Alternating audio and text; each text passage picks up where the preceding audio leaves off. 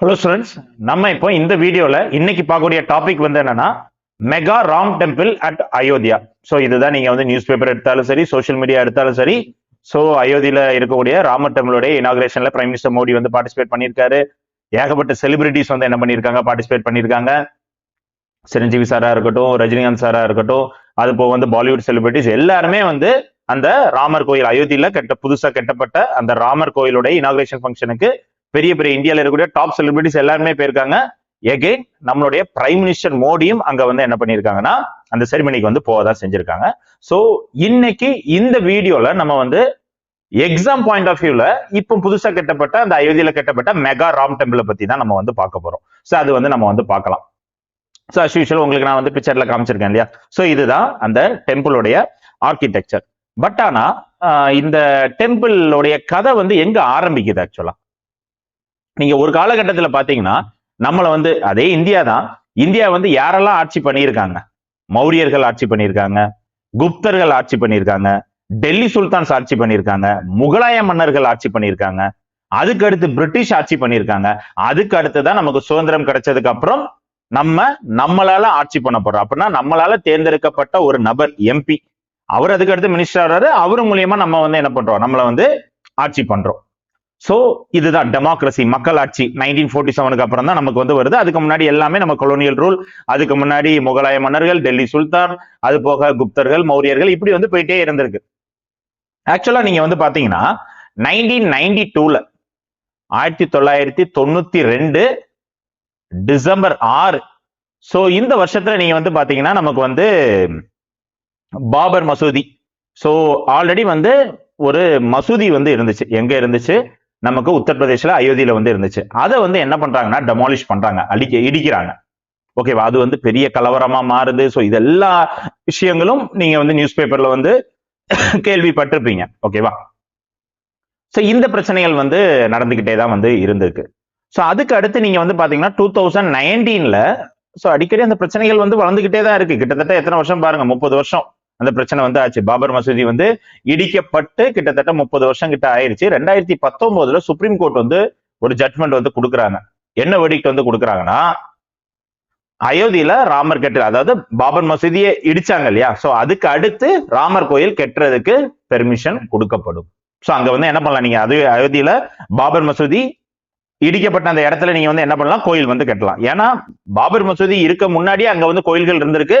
பாபர் முகலாய மன்னர்கள் ஆட்சிக்கு வரும்போது அந்த கோயிலை இடிச்சுட்டு மசூதி கட்டியிருக்காங்க. அதுக்கடுத்து சுதந்திரத்துக்கு அப்புறம் வந்து என்ன பண்ணாங்கன்னா நம்மளுடைய ஆட்கள் வந்து ரிலிஜியஸ் பீப்புள் வந்து என்ன பண்றாங்க, ஹிந்து ரிலிஜியஸ் பீப்புள் வந்து பாபர் மசூதியை இடிச்சிடறாங்க. இடிச்சுட்டு அதுக்கடுத்து கோயில் கட்டப்படல. பட் ஆனா அந்த கேஸ் வந்து இழுத்துக்கிட்டே வருது. சுப்ரீம் கோர்ட் ஃபைனலா வந்து 2019ல என்ன ஜட்மெண்ட் வந்து கொடுக்குறாங்கன்னா, இல்ல அயோத்தியில வந்து என்ன பண்ணலாம், நீங்க வந்து ராமர் கோயில் வந்து கட்டலாம். அப்போ வந்து இவங்களுக்கு முஸ்லிம் வேக்ஸ் போர்டுன்னு சொல்லுவோம்.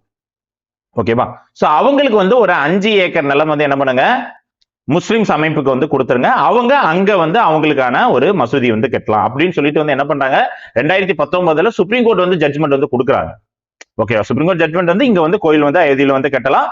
சோ அதை வந்து ட்ரஸ்ட் தான் வந்து, அரசாங்கம் கட்டக்கூடாது, ஒரு ட்ரஸ்ட், ஒரு அமைப்பு தான் வந்து என்ன பண்ணணும், அதை வந்து கட்டணும் அப்படிங்கிறது சுப்ரீம் கோர்ட் வந்து ஜட்மெண்ட் கொடுக்குறாங்க. முஸ்லிம்ஸ் சொல்லிட்டு மசூதி கட்டுறதுக்காக தனியா வந்து ஒரு 5 ஏக்கர் நிலம், அதுவும் அயோத்தியிலே அவங்களுக்கு வந்து கொடுக்கப்பட்டிருக்கு. சோ இதுதான் ஃபைனல் ஜட்மெண்டா வந்து இருக்கு. இப்ப 2019 இந்த ஜட்மெண்ட் வந்ததுக்கு அப்புறம் கோயில் கட்டுறதுக்கான அந்த வேலைகள் வந்து நடந்துகிட்டே வந்துச்சு. இப்போ ஃபைனலா வந்து என்ன பண்ணியாச்சு, நமக்கு Jan 22, 2024ல இந்த கோயிலும் கட்டி முடிச்சு ஃபைனலா வந்து இனாகிரேஷன் பண்ணி. சோ இந்த இனாகிரேஷன் செரிமனிக்கு செலிபிரிட்டிஸ், அதுக்கு அடுத்து நம்மளுடைய பிரைம் மினிஸ்டர் மோடி, இவங்க எல்லாருமே வந்து என்ன பண்ணிருக்காங்கன்னா பார்ட்டிசிபேட் பண்ணிருக்காங்க. சோ அதுல நிறைய ஹிந்து ரிலிஜியஸ் பீப்புள் வந்து இருப்பாங்க இல்லையா, அதுல வந்து சங்கராச்சாரியார்ஸ் அப்படின்னு எல்லாம் சொல்லுவோம் நம்ம. சோ அவங்கள நிறைய பேர் வந்து என்ன பண்ணலாம், பார்ட்டிசிபேட் பண்ணல. ஏன் பார்ட்டிசிபேட் பண்ணலன்னா, இன்னும் வந்து இந்த கோயில் வந்து ஃபுல்லுமே வந்து கட்டி முடிக்கப்படல. அதுக்கு முன்னாடியே நீங்க வந்து என்ன பண்ணிருங்க, அதை வந்து இனாகிரேஷன் பண்ணிடுறீங்க. Maybe political point of view கூட இருக்கலாம் இல்லையா. சோ 2024ல தேர்தல் வர வருது, பாராளுமன்ற தேர்தல் வருது. சோ அந்த பாயிண்ட் ஆஃப் வியூல கூட இருக்கலாம். சோ அது நம்மளுடைய பாயிண்ட் இல்ல. பட் ஆனா நிறைய பேர் வந்து என்ன பண்ணல, சங்கராச்சாரியாஸ் இவங்க யாருமே வந்து என்ன பண்ணல, பார்ட்டிசிபேட் பண்ணல. அதுக்கு காரணம் இன்னும் ஃபுல்லா வந்து கட்டி முடிக்கலங்கிறது அவங்களுடைய வாதம் வந்து சொல்றாங்க. சரி, இப்ப இந்த டெம்பிள் ஆக்சுவலா வந்து இந்த டெம்பிளுடைய ஸ்பெசிபிகேஷன் நம்ம வந்து பார்ப்போம். கிட்டத்தட்ட எவ்வளவு ஏரியால இந்த டெம்பிள் வந்து கட்டப்பட்டிருக்குன்னா 2.7 ஏக்கர்ஸ். சோ 2.7 ஏக்கர், கிட்டத்தட்ட 3 ஏக்கர் நிலப்பரப்புல வந்து இந்த கோயில் வந்து கட்டப்பட்டிருக்கு. இந்த கோயிலோட ஹைட் வந்து எவ்வளவுன்னு பாத்தீங்கன்னா 161 ஃபீட், 161 அடி உயரம் வந்து இந்த கோயில் வந்து இருக்கு. இது கிட்டத்தட்ட குதிப்பினாருடைய ஹைட் ஒரு 70% ஹைட்டுக்கு வந்து ஈக்குவலா வந்து என்ன பண்ணிருக்காங்க, இந்த கோயில் வந்து கட்டிருக்காங்க. ஓகேவா? சோ 161 ஃபீட் வந்து ஹைட் வந்து இந்த கோயில் வந்து இருக்கு. குதிப்பினார் உடைய ஹைட்டை விட குதிப்பினார் ஹைட்டுக்கு கிட்டத்தட்ட 70% வந்து இந்த கோயிலோட ஹைட் வந்து இருக்கு அப்படிங்கறதும் வந்து சொல்லியிருக்காங்க. அதுக்கு அடுத்து இந்த கோயில் வந்து பாத்தீங்கன்னா நார்மலா சிமெண்ட், லைம் ஸ்டோன் இதெல்லாம் யூஸ் பண்ணி வந்து என்ன பண்ணலாம், இந்த கோயில் வந்து கட்டல. சிமெண்ட், சல்லி எல்லாம் யூஸ் பண்ணி வந்து கட்டல. அப்ப என்னெல்லாம் இந்த கோயில்ல வந்து யூஸ் பண்ணி வந்து கட்டியிருக்காங்கன்னா மார்பிள்ஸ், சாண்ட்ஸ்டோன்ஸ், கிரானைட், சோ இதெல்லாம் வந்து பயன்படுத்தியிருக்காங்க. அப்ப சிமெண்ட் பயன்படுத்தல, இரும்பு கம்பி பயன்படுத்தல, ஸ்டீல் கம்பிகள் வந்து பயன்படுத்தாம ஃபுல் அண்ட் ஃபுல் என்ன பண்ணிருக்காங்க, மார்பிள், சாண்ட்ஸ்டோன்ஸ், கிரானைட்ஸ் இதை வச்சுட்டே வந்து என்ன பண்ணிருக்காங்க, இந்த கோயிலை வந்து கட்டியிருக்காங்க. எதனால இதுல வந்து இரும்பும் ஸ்டீலும் வந்து அதாவது அயன் அண்ட் ஸ்டீல் வந்து சேர்க்காம வந்து இந்த கோயிலை வந்து கட்டியிருக்காங்கன்னா, கிட்டத்தட்ட அயன் அண்ட் ஸ்டீல் வந்து நீங்க பாத்தீங்கன்னா அதோடைய லைஃப் டைம் வந்து பாத்தீங்கன்னா கிட்டத்தட்ட ஒரு 90 வருஷம் அல்லது 80 வருஷம் தான் நீடிக்கும். அதுக்கடுத்து இந்த இரும்பு வந்து துருப்பிடிச்சிடும். ஸ்டீல் வேணா கூட ஒரு 30-40 வருஷம் போட்டுக்கோ, 130-140 வருஷம் வந்து நீடிக்கும். அதுக்கடுத்து அதுவும் வந்து என்ன ஆயிரும், கொரோடாயிரும். பட் ஆனால் நம்ம அயன் அண்ட் ஸ்டீல் பயன்படுத்தாம இந்த மார்பிள், சாண்ட்ஸ்டோன், கிரானைட் இதை வச்சு நம்ம வந்து கெட்டும் போது இந்த கோயில் வந்து இன்னும் பல ஆயிரம் வருடங்களுக்கு நிலைச்சி இருக்கும். சோ அந்த ஒரு காரணத்தினாலதான் அயன் அண்ட் ஸ்டீல் வந்து இந்த கோயிலுக்கு வந்து என்ன பண்ணலன்னா கெட்டுறதுக்கு வந்து பயன்படுத்தல. சோ அதுவும் தெரிஞ்சுக்கோங்க. சிமெண்ட்டும் வந்து பயன்படுத்தல, லைம் ஸ்டோன் இது எதுவுமே, சல்லி, மண்ணு இது எதுவுமே பயன்படுத்தாம full and full marble, sandstone, granite இது மூலியமாவே வந்து என்ன பண்ணிருக்காங்க, இந்த கோயிலை வந்து கட்டியிருக்காங்க. சரி சார், அது எப்படி சார் சிமெண்ட், சல்லி எதுவுமே இல்லாம இந்த கோயில் எப்படி வந்து இவ்வளவு பெரிய ஸ்ட்ரக்சரா வந்து உருவாச்சு அப்படின்னா, அதுக்கு ஆக்சுவலா வந்து என்னன்னா லாக் அண்ட் கீ மெக்கானிசம். இது நம்ம ஸ்டேட்லயும் நிறைய கோயில்கள் வந்து பாத்தீங்கன்னா இந்த பாறைகள், கல்ல வந்து என்ன பண்ணிருப்பாங்கன்னா அப்படியே ஒன்னோடு ஒண்ணு வந்து இணைச்சு வந்து அதை லாக் அண்ட் கீ மெக்கானிசம்னு சொல்லுவோம். இந்த கல்லே ஒன்னோடு ஒண்ணு என்ன ஆயிருக்குன்னா அப்படியே பைண்ட் ஆகி அப்படியே திக்கா வந்து இருக்கும். ஓகேவா? கிட்டத்தட்ட சிமெண்ட், சல்லி வச்சு கெட்டுறதை விட வந்து அந்த அளவுக்கு ஸ்ட்ராங்கா வந்து இருக்குமா, டக்குன்னு அதை வந்து அசைச்சிட முடியாது. அந்த மாதிரி டெக்னிக்ல தான் வந்து என்ன பண்ணிருக்காங்க, இந்த கோயிலை வந்து கட்டியிருக்காங்க. அதுக்கு அடுத்து நீங்க வந்து பாத்தீங்கன்னா இந்த கோயிலுடைய பேஸ்மெண்ட், நீங்க வந்து பாத்தீங்கன்னா அடியில இருக்கு இல்லையா? சோ அடியில வந்து எப்படி இருந்திருக்குன்னா இந்த கோயிலுடைய அடிப்புறம் வந்து மண்ணா தான் இருந்திருக்கு. சோ அது மண் வந்து அன்ஸ்டேபிளா தான் இருந்திருக்கு. ஏன்னா ரொம்ப வருஷத்துக்கு முன்னாடி இந்த கோயிலுடைய அதாவது இந்த கோயில் கட்டப்பட்ட இடத்தோடைய நிலத்துல வந்து என்ன இருக்குன்னா ஒரு ஆறு வந்து போயிட்டு இருந்திருக்கு ரொம்ப வருஷத்துக்கு முன்னாடி. அந்த ஆறு ரிவருடைய பேர் என்னன்னா சராயு ரிவர். சராயு அப்படிங்கிற ஒரு நதி வந்து என்ன ஆயிட்டு இருக்கு, அந்த கோயிலுடைய லேண்ட்ல ரொம்ப வருஷத்துக்கு முன்னாடி வந்து அங்க வந்து ஒரு ரிவர் வந்து ஃப்ளோ ஆயிட்டு இருக்கு அப்படிங்கறதும் வந்து சொல்லியிருக்காங்க. சோ அதனாலதான் இந்த கோயில் கட்டப்பட்ட அந்த இடத்துடைய அடி பகுதி அந்த மண் வந்து அன்ஸ்டேபிளா தான் இருந்திருக்கு. ஏன்னா ரொம்ப வருஷத்துக்கு முன்னாடி ஒரு ஆறு வந்து சராயு ஆறுன்னு சொல்லிட்டு ஒரு ஆறு வந்து போயிட்டு இருந்திருக்கு. அப்புறம் எப்படி சார் இந்த கோயில் வந்து இந்த அளவுக்கு ஸ்டேபிளா வந்து கட்டினாங்கன்னா, இந்த கோயில் கட்டுறதுக்கு ஆரம்பிக்கும் போது வந்து என்ன பண்ணாங்கன்னா, ஓகே இங்க அந்த லேண்டோடைய சாயில் வந்து ரொம்ப அன்ஸ்டேபிளா வந்து இருக்கு. அதனால வந்து என்ன பண்ணா கிட்டத்தட்ட 15 அடி வந்து என்ன 15 மீட்டர்மா 15 மீட்டருக்கு வந்து என்ன பண்றாங்கன்னா அந்த லேண்டை வந்து தோண்டி வந்து மண்ணெல்லாம் வெளியே எடுக்கிறாங்க. மண்ணெல்லாம் வெளியே எடுத்து அதுக்கடுத்து அந்த சாயில் எல்லாமே ரீஇன்ஜினியரிங் எல்லாம் பண்ணி திருப்பி அந்த இடத்துல அந்த குண்டிலே வந்து மண்ணெல்லாம் தட்டி அதுக்கு மேல வந்து பெரிய கிரானைட் கல் வந்து என்ன பண்றாங்கன்னா வைக்கிறாங்க. வச்சு அதுக்கு மேலதான் வந்து என்ன பண்ணிருக்காங்கன்னா இந்த கோயில் வந்து கட்டியிருக்காங்க. சோ அப்படின்னா இது வந்து பூகம்பமே வந்தாலும் இந்த கோயில் வந்து இடியாது. சோ அந்த அளவுக்கு ஸ்ட்ராங் ஸ்ட்ரக்சரா வந்து என்ன பண்ணிருக்காங்க, இந்த கோயிலை வந்து கட்டியிருக்காங்க. சரியா? அதுக்கு அடுத்து இந்த கோயிலை வந்து வெளிப்புறமா நீங்க வந்து பாத்தீங்கன்னா ஆக்சுவலா வந்து ஒரு வெளிப்புறமா பார்க்கும்போது பிங்க் கலர்ல வந்து இந்த கோயில் வந்து பிங்க் சாண்ட் ஸ்டோன் வந்து என்ன பண்ணிருப்பாங்கன்னா பயன்படுத்திருப்பாங்க. வெளிப்புறமா பார்க்கும்போது இந்த கோயில் வந்து பிங்க் கலர்ல வந்து அந்த ஸ்டோன் கலர் வந்து நமக்கு வந்து தெரியும். சோ அந்த பிங்க் சாண்ட் ஸ்டோன் வந்து ஆக்சுவலா எங்க இருந்து கொண்டு வரப்பட்ட சாண்ட் ஸ்டோன் பாத்தீங்கன்னா பான்சி பகர்பூர் எங்க இருக்குன்னா இந்த ஏரியா வந்து ராஜஸ்தான். சோ ராஜஸ்தான்ல பான்சி பகர்பூர் அப்படிங்கிற இடத்துல கிடைக்கப்பட்ட அந்த சாண்ட்ஸ்டோன், அந்த பிங்க் கலர் சாண்ட்ஸ்டோனை பயன்படுத்தி தான் கோயிலுடைய வெளிப்புறம் எல்லாமே வந்து கட்டியிருக்காங்க. அதுக்கு அடுத்து கோயிலுடைய கருவறையை நீங்க வந்து பாத்தீங்கன்னா கோயிலுடைய கருவறைக்கு உள்ள வந்து ஒயிட் மார்பிள்ஸ் பயன்படுத்தியிருக்காங்க. ஒயிட் மார்பிள்ஸால கட்டியிருக்காங்க கோயிலுடைய கருவறை. அதாவது லார்ட் ராமுடைய அந்த சிலை இருக்குது இல்லையா, அந்த குட்டி பையன், அந்த ராமர் சிலையோடைய அந்த ராமர் சிலை இருக்கக்கூடிய அந்த கர்ப்ப கிரக பகுதியில நீங்க வந்து பாத்தீங்கன்னா அங்க செவர்கள் எல்லாமே ஒயிட் மார்பிள்ஸ்ல வந்து என்ன பண்ணிருக்காங்கன்னா கட்டியிருக்காங்க. ஓகேவா? சோ இந்த ஒயிட் மார்பிள்ஸ் ஆக்சுவலா ரொம்ப முக்கியம். ஏன்னா இந்த ஒயிட் மார்பிள்ஸும் ராஜஸ்தான்ல இருந்து எடுக்கப்பட்ட மார்பிள்ஸ், அங்க இருந்து கொண்டு வரப்பட்ட மார்பிள்ஸை பயன்படுத்தி தான் இங்க வந்து கோயிலுடைய அந்த கர்ப்ப கிரக பகுதியை வந்து கட்டியிருக்காங்க. இந்த ஒயிட் மார்பிள்ஸ் ஆக்சுவலா எதுக்கு பயன்படுத்தப்பட்டதுன்னா வந்து தாஜ்மஹால் கட்டுறதுக்கு பயன்படுத்தப்பட்டது. சோ தாஜ்மஹால் கட்டுறதுக்கு ஒயிட் கலர் மார்பிள் வந்து பயன்படுத்தியிருக்காங்க. இது எல்லாத்துக்குமே தெரியும். இந்த ஒயிட் கலர் மார்பிள் ஆக்சுவலா வந்து எங்க இருந்து தாஜ்மஹால் கட்டுறதுக்கு வந்து பயன்படுத்தியிருந்தாங்கன்னா மர்காரா மைன்ஸ். சோ ராஜஸ்தான்ல மர்காரா மைன்ஸ் மர்காரா அப்படிங்கிற இடத்துல கிடைக்கப்படக்கூடிய அந்த ஒயிட் மார்பிள்ஸ், சோ அங்க மைனிங் பண்ணி கிடைக்கக்கூடிய ஒயிட் மார்பிள்ஸை வச்சுதான் தாஜ்மஹால் வந்து கட்டியிருக்காங்க. கிட்டத்தட்ட அதே இடத்துல இருக்கக்கூடிய அதே ஒயிட் மார்பிள்ஸ் யூஸ் பண்ணி தான் இப்போ வந்து ராமர் கோயிலையும் வந்து கட்டியிருக்காங்க. ஓகேவா? சோ அதுவும் வந்து தெரிஞ்சுக்கோங்க. சோ மர்காரா மைன்ஸ் இன் ராஜஸ்தான். அது போக வெளிப்புறத்துல இருக்கக்கூடிய அந்த பிங்க் சாண்ட்ஸ்டோன் வந்து என்னது, அதுவும் ராஜஸ்தான்ல பான்சி பகார்பூர் அப்படிங்கிற ஏரியால இருந்து எடுக்கப்பட்ட சாண்ட்ஸ்டோன். அதுக்கு அடுத்து நமக்கே வந்து தெரியும், கிட்டத்தட்ட 15 மீட்டர் வந்து தோண்டிட்டு அதுல மண்ணெல்லாம் ரீஇன்ஜினியரிங் சாயில் எல்லாம் போட்டதுக்கு அப்புறம் அதுக்கு மேல கிரானைட் கல்லும் வந்து வச்சிருந்தாங்க. அப்படின்னா ரொம்ப ஸ்ட்ராங்கா வந்து இந்த கோயில் வந்து இருக்கும். சோ இப்படிதான் இந்த கோயிலுடைய அமைப்பே வந்து இருக்கு. சரியா? ஓகே, இப்ப நீங்க தெரிய வேண்டியது வந்து என்னன்னா இந்த கோயிலுடைய ஆர்கிடெக்சர் ஸ்டைல் வந்து எப்படி இருக்கு. ஆக்சுவலா வந்து 2 டைப் ஆஃப் ஆர்கிடெக்சர் ஸ்டைல் இருக்குமா. ஆக்சுவலா இந்த கோயிலுடைய ஆர்கிடெக்சரே வந்து எப்படி இருக்கு, இது நார்த்ல தானே இருக்கு, யூபில தானே இருக்கு. சோ இந்த கோயில் வந்து நகரா ஸ்டைல் ஆஃப் ஆர்கிடெக்சர். இதோடைய ஆர்கிடெக்சர் அதாவது நார்த் இந்தியால கோயில் கட்டுறதுக்கான ஒரு, அதாவது கட்டடக்கலைக்கான ஒரு பாணி வந்து இருக்கு. அதோட பேர் வந்து நகரா ஸ்டைல். அதே மாதிரி சவுத் இந்தியாவுடைய ஆர்கிடெக்சர் ஸ்டைல் வந்து என்னன்னு சொல்லுவாங்கன்னா திராவிடியன் ஸ்டைல் ஆஃப் ஆர்கிடெக்சர்னு சொல்லுவாங்க. ஓகேவா? சோ அப்ப இந்த கோயில் வந்து நகரா ஸ்டைல் ஆஃப் ஆர்கிடெக்சர் பயன்படுத்தி தான் வந்து என்ன பண்ணிருக்காங்க, இந்த கோயில் வந்து கட்டியிருக்காங்க. அப்ப நகரா ஸ்டைல் ஆஃப் ஆர்கிடெக்சர்னா எப்படி இருக்கும், ஆக்சுவலா வந்து பேஸ் இருக்குன்னா அதுல இருந்து ஒரு உயரம், ஒரு ஹைட்ல வந்து என்ன பண்ணிருப்பாங்கன்னா இந்த கோயில் வந்து கட்டியிருப்பாங்க. அப்ப படியேறி தான் நம்ம வந்து போகணும். போயிட்டு அங்க வந்து மண்டபம் வந்து இருக்கும். அதுக்கு அடுத்து அங்க வந்து என்ன இருக்கும்னா ஆக்சுவலா வந்து இங்க கர்ப்ப கிரகம் வந்து இருக்கும், இங்க லார்ட் ராம சிலை வந்து வச்சிருப்பாங்க. சோ அதுக்கு மேல வந்து என்ன இருக்கும்னா ஆக்சுவலா வந்து ஒரு டவர் லைக் ஸ்ட்ரக்சர் வந்து இருக்கும். இந்த டவர் லைக் ஸ்ட்ரக்சரை என்னன்னு சொல்லுவோம்னா நகரா ஸ்டைல்ல வந்து ஷிகாரா அப்படின்னு சொல்லுவோம். ஷிகாரா அப்படின்னு சொல்லுவோம். இந்த டவர் லைக் ஸ்ட்ரக்சர் வந்து இருக்கும். ஓகேவா? கர்ப்ப கிரகம் சுத்தி வந்து இது இப்படி வந்து இருக்கு, அதுக்கு ஃப்ரண்ட்ல வந்து மண்டபம் வந்து இருக்கு, படி ஏறி தான் நம்ம போகணும். அப்போ கோயில் வந்து ஒரு ஹைட்ல தான் வந்து என்ன பண்ணிருப்பாங்கன்னா கட்டியிருப்பாங்க. சோ இந்த ஆர்கிடெக்சர் ஸ்டைல் தான் வந்து இப்ப ராமர் கோயிலுக்கும் வந்து என்ன பண்ணிருக்காங்க, பயன்படுத்திருக்காங்க.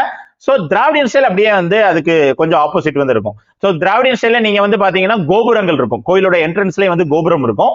அதுக்கடுத்து உள்ள போனா மண்டபம் வரும். அதுக்கு அடுத்து என்னன்னா நமக்கு வந்து இந்த பிரமிட் டைப் ஆஃப் ஆர்கிடெக்சர் வந்து இருக்கும். ஓகேவா? இததான் வந்து என்னன்னு சொல்லுவோம்னா விமானாஸ்னு சொல்லுவோம். இங்க வந்து ஷிகாராஸ்னு சொல்றோம் இல்லையா, அந்த கரெக்டா வந்து அந்த டவர் லைக் ஸ்ட்ரக்சர் வந்து கர்வ் ஷேப்ல வந்து வரும். சோ அதை ஷிகாரான்னு சொல்லுவோம். இது வந்து பிரமிட் ஸ்ட்ரக்சர் மாதிரி இருக்கும் நமக்கு சவுத் இந்தியால டிராவிடியன் ஸ்டைல் ஆஃப் ஆர்கிடெக்சர். இது வந்து விமானாஸ்.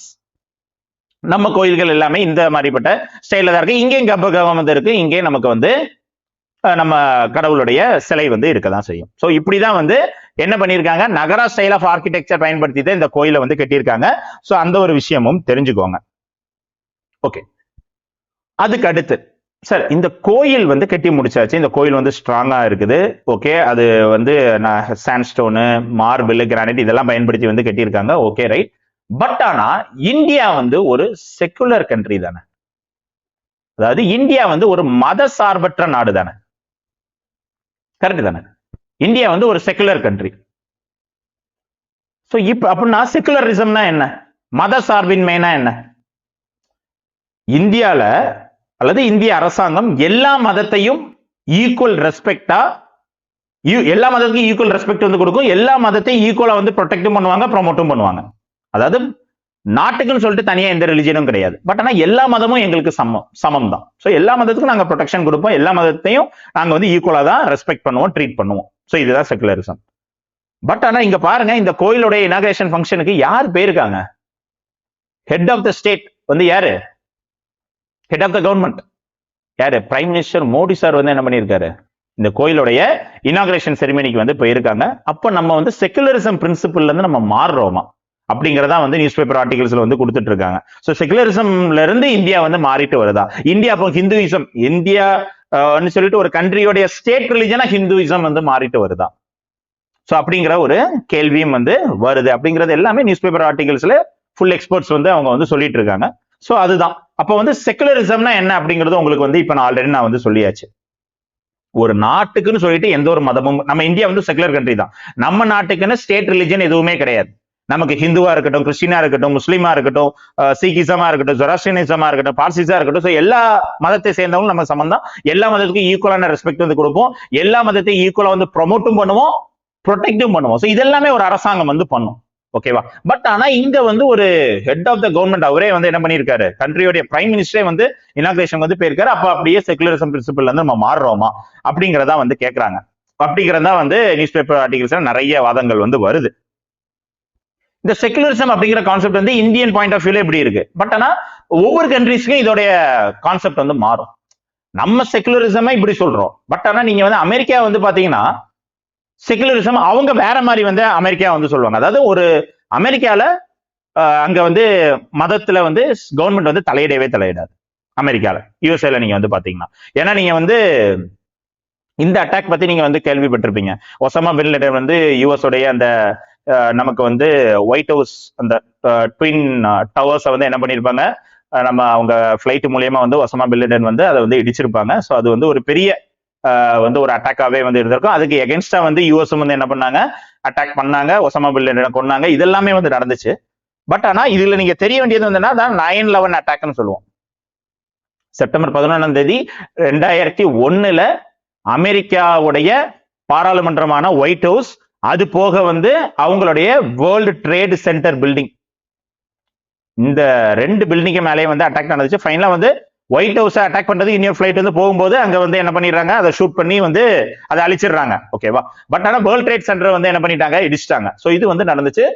ஸோ இந்த தாக்குதல் முடிஞ்சதுக்கு அப்புறமா ஆக்சுவலா வந்து அங்க வந்து என்ன சொல்றாங்க, அந்த டைம் வந்து அமெரிக்காவுடைய பிரசிடென்ட் வந்து ஜார்ஜ் புஷ். ஸோ அவர் வந்து பிரசிடென்டா இருக்கும்போது இந்த கேள்வி வந்து வருது, சார் இப்படி வந்து வேர்ல்ட் ட்ரேட் சென்டர் வந்து இடிச்சிட்டாங்க. ஸோ இடிச்சதுக்கு கீழே வந்து என்ன நினைச்சா ஒரு மசூதி வந்து இருக்குதான், மாஸ்க் வந்து இருந்துச்சு. ஸோ மாஸ்க் வந்து இருக்குது, அதனால என்ன ஆல்ரெடி இடிச்சாச்சுல, இனிமேல் மாஸ்க் வந்து கேட்ட வேண்டாம் அப்படின்னு சொல்லிட்டு வந்து நிறைய மக்கள் வந்து சொல்றாங்க. பட் ஆனா அங்க வந்து பிரசிடென்ட் வந்து என்ன முடிவு எடுக்கிறாருன்னா, இதுல நம்ம தலையிடக்கூடாது. ஓகே, வேர்ல்ட் ட்ரேட் சென்டருக்கு இருக்கிறது கீழே வந்து மசூதி இருந்திருக்கு, பட் ஆனா இவங்க வந்து அட்டாக் பண்ணிட்டாங்க. அதுக்கடுத்து இந்த மசூதி வந்து திருப்பி கட்டணுமா வேண்டாமாங்கிறது அந்தந்த ரிலிஜியஸ் இன்ஸ்டிடியூஷன் எடுக்கக்கூடிய முடிவு, இதுல நாடு தலையிடாது அப்படின்னு சொல்லிட்டு அமெரிக்கா வந்து சொல்றாங்க. அமெரிக்கா வந்து என்னன்னா, நாங்க மத பிரச்சனையில நாங்க தலையிட மாட்டோம், இதுதான் அமெரிக்காவுடைய செகுலரிசம். ஓகேவா? இதே நீங்க வந்து பிரான்ஸ் கண்ட்ரில வந்து பார்த்தாலும் அதேதான். பப்ளிக் பிளேஸ்ல நீங்க வந்து உங்க மதத்துடைய ஒரு சிம்பிள் எதையுமே நீங்க வந்து என்ன பண்ணக்கூடாது, காமிக்க கூடாது. ஒரு வீட்டுக்குள்ள இருக்கிறீங்க, நீங்க வந்து தொழுறீங்க, உங்களுக்கு மதம் சம்பந்தமா வந்து ஒரு ரிங் அணியணும், ஒரு தொப்பி அணியணும், அதெல்லாம் நீங்க வீட்டுக்குள்ள பண்ணலாம். ஆனா பொது இடங்கள்ல அதை வந்து பண்ணக்கூடாது. இது பிரான்ஸோட செகுலரிசம். இதே வந்து கம்யூனிஸ்ட் கண்ட்ரிஸ் நீங்க வந்து பாத்தீங்கன்னா சைனா, ரஷ்யா, இந்த கண்ட்ரிஸ் எல்லாம் பாத்தீங்கன்னா இவங்களுடைய செகுலரிசம் வந்து வேற. இவங்களுடைய செகுலரிசம்னா மதம்னு ஒண்ணு இருக்கவே கூடாது அப்படிங்கறதா வந்து சொல்றாங்க. ஏன்னா இந்த சைனா, ரஷ்யா இவங்க எல்லாமே கம்யூனிஸ்ட் கண்ட்ரி. கார்ல் மார்க்ஸ் தியரியை வந்து ஃபாலோ பண்ணக்கூடியவங்க, அவருடைய பிரின்சிபிள்ஸை ஃபாலோ பண்ணக்கூடிய கண்ட்ரிஸ் தான் இவங்க எல்லாமே. ஸோ அப்போ கார்ல் மார்க்ஸே வந்து என்ன சொல்லியிருக்காருன்னா, ரிலிஜன் ஒன்று இருக்கவே கூடாது. ஏன்னா அந்த கம்யூனிஸ்ட் கண்ட்ரியே வந்து என்னது, இந்த கேபிட்டலிஸ்ட் முதலாளிகளுக்கு எகென்ஸ்டா எல்லா ஒர்க்கர்ஸும் திரண்டு நம்ம அவங்களுக்கு எதிராக வந்து போராட்டம் பண்ணாதான் நமக்கு நம்மளுடைய வறுமை எல்லாமே வந்து ஒளியும், நம்ம முன்னேற முடியும் அப்படிங்கிறதா வந்து கார்ல் மார்க்ஸோடைய பிரின்சிபல். அப்போ இந்த ஏழை மக்கள் வந்து முன்னேறாம இருக்கிறதுக்கு அவங்களுக்கு தடையா இருக்கிறது என்ன, மதம் தான். ஏன்னா கம்யூனிஸ்ட் கண்ட்ரி சைனா, ரஷ்யால எல்லாம் பாத்தீங்கன்னா இந்த ஏழை மக்கள் வந்து ஒர்க்கர்ஸ் இருக்காங்க இல்லையா, தொழிலாளர்கள், இவங்க வந்து எப்பவுமே வந்து பாவர்ட்டிலே அந்த வறுமையிலே தான் வந்து இருக்கிறாங்க. வறுமையிலே இருந்துகிட்டு அவங்க வந்து என்ன சொல்றாங்கன்னா, நம்ம ஏழையா வந்து இருக்கிறோம்னா நம்ம வந்து சொர்க்கத்துக்கு போவோம், பணக்காரன் எவனுமே சொர்க்கத்துக்கு போக மாட்டான் அப்படிங்கிற ஒரு பிரின்சிபிள் வந்து அவங்க மைண்ட்ல வந்து திணிக்கப்பட்டிருக்கு. கேபிட்டலிஸ்ட் அந்த பீப்புளால அவங்க மைண்ட்ல வந்து என்னன்னா, ரிச் பீப்புள் யாருமே சொர்க்கத்துக்கு போக மாட்டாங்க, ஏழை மக்கள் தான் சொர்க்கத்துக்கு வந்து போவாங்க. அதனால மதத்தை பிடிச்சுக்கிட்டே எல்லா தொழிலாளர்களும் அந்த ஒர்க்கர்ஸ் வந்து இருந்திருக்காங்க. கார்ல் மார்க்ஸ் அங்க வந்து சொன்னாரு, இந்த ஒரு பிரின்சிபிள வச்சுட்டு ஒன்ன வந்து என்ன பண்ணிட்டு இருக்காங்க, அப்படியே வறுமையில வச்சுக்கிட்டே இருக்கா. ரிச் வந்து பணக்கார இன்னும் பணக்கார ஆயிட்டே இருக்கா. நீ அதுல இருந்து வெளியே வா, ரிலிஜன் ஒண்ணு இருக்கவே கூடாது. அதெல்லாம் பணக்கார சொர்க்கத்துக்கு போக மாட்டான், ஏழாதான் வந்து சொர்க்கத்துக்கு போவான், அந்த கான்செப்டே கிடையாது. அதெல்லாம் விட்டுரு, மதத்திலிருந்து வெளியே வா. அப்பதான் நீ வந்து முதலாளிக்கு எகென்ஸ்டா நீ போராட்டம் பண்ணி உன்னுடைய உரிமை உன்னால பெற முடியும், நீ வறுமையில இருந்து மேல வர முடியும். சோ இதெல்லாம் தான் சொன்னாங்க. சோ சைனா, ரஷ்யா இந்த மாதிரி கம்யூனிஸ்ட் கண்ட்ரில அவங்களுடைய செகுலரிசம் பிரின்சிபல் வந்து வேற. பட் ஆனா இந்தியாவுடைய பிரின்சிபல் வந்து என்னது, நம்ம எல்லா மதத்தையும் ஈக்குவலா ட்ரீட் பண்ணுவோம், எல்லா மதத்துக்கும் ஈக்குவல் ரெஸ்பெக்ட் கொடுப்போம், எல்லா மதத்தையும் ஈக்குவலா ப்ரொடெக்ட் பண்ணுவோம், எல்லா மதத்தையும் ஈக்குவலா ப்ரமோட் பண்ணுவோம். சோ இதுதான் இந்தியாவுடைய செகுலரிசம்.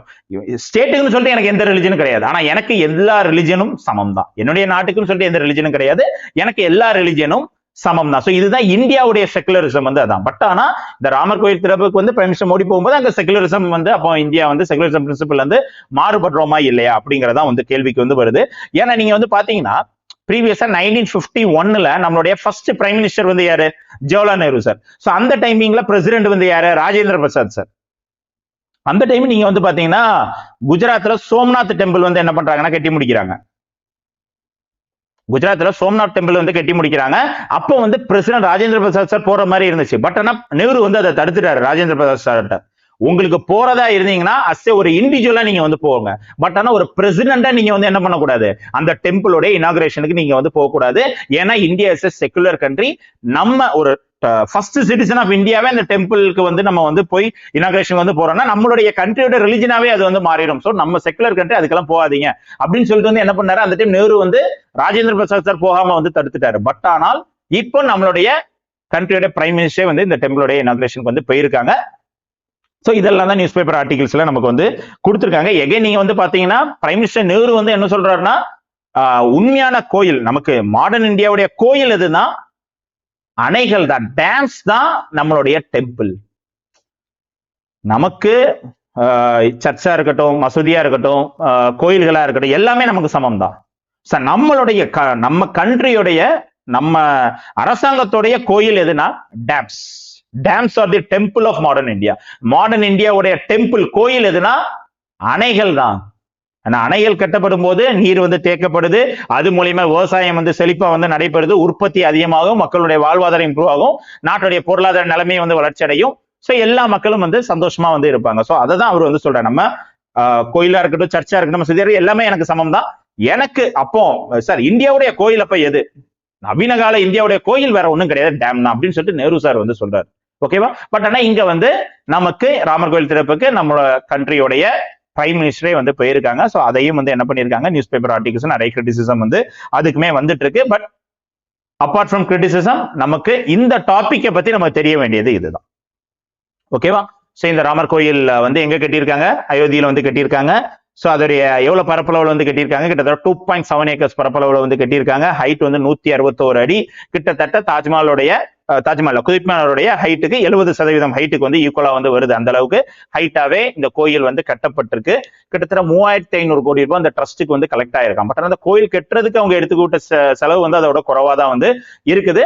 சோ இந்த அளவுக்கு அதிகமா ஸ்பெண்ட் பண்ணி வந்து என்ன பண்ணிருக்காங்க, இந்த கோயிலை வந்து கட்டியிருக்காங்க. அயன் அண்ட் ஸ்டீல் எதுவுமே வந்து பயன்படுத்தல, சிமெண்ட் பயன்படுத்தல, instant lock and key mechanism. அந்த ஒரு கல்லை இன்னொரு கல்லோடு அப்படியே பைண்ட் பண்ணி வந்து கட்டியிருக்காங்களா, இந்த மாதிரி மெக்கானிசம்ல தான் அந்த கோயிலே வந்து கட்டப்பட்டிருக்கு. அந்த கோயிலுடைய அடிப்பகுதி அந்த மண் வந்து அன்ஸ்டேபிளா இருக்கனால அங்க அந்த கோயில்ல வந்து 15 மீட்டருக்கு தோண்டி அங்க வந்து மண்ணு சாயில் எல்லாத்தையுமே ரீஇன்ஜினியரிங் பண்ணி அங்க கொண்டு போட்டு அதுக்கு மேல கிரானைட்கள் வச்சு அதுக்கு மேலதான் கோயிலை வந்து கட்டியிருக்காங்க. சோ அதனால பூகம்பம் எந்த ஒரு இயற்கை பேரிடர் வந்தாலும் அந்த கோயில் வந்து ஸ்ட்ராங்கா இன்னும் பல ஆயிரம் வருஷத்துக்கு வந்து இருக்கும் அப்படிங்கறதா வந்து அவங்களுடைய கன்ஸ்ட்ரக்ஷன் வந்து இருக்கு. சோ இதோட ஆர்கிடெக்சர் ஸ்டைல் வந்து எப்படி இருக்கு, நார்த் இந்தியாவுடைய ஆர்கிடெக்சர் ஸ்டைல், நகர ஸ்டைல் ஆஃப் ஆர்கிடெக்சர் தான் இந்த கோயிலுக்கும் வந்து பயன்படுத்தி இருக்காங்க. சோ இதை தான் நம்ம டீடைல்டாவே இந்த வீடியோல வந்து நம்ம வந்து பார்த்தோம். சோ இதை தான் நான் உங்களுக்கு ஷேர் பண்ணணும்னு நினைச்சேன். ஓகேவா ஸ்டூடெண்ட்ஸ்? சோ இந்த வீடியோ பிடிச்சதுன்னா வீடியோ லைக் பண்ணுங்க. இனியும் சேனலை சப்ஸ்கிரைப் பண்ணாம இருந்தீங்கன்னா சேனலை சப்ஸ்கிரைப் பண்ணிக்கோங்க.